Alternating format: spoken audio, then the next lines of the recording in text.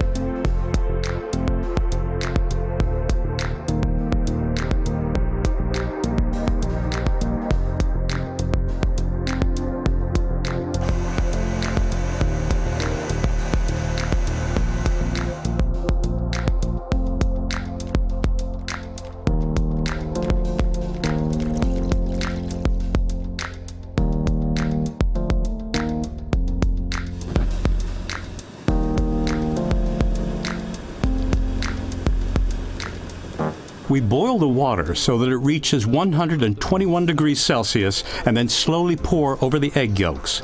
We let the mixture blend until it cools.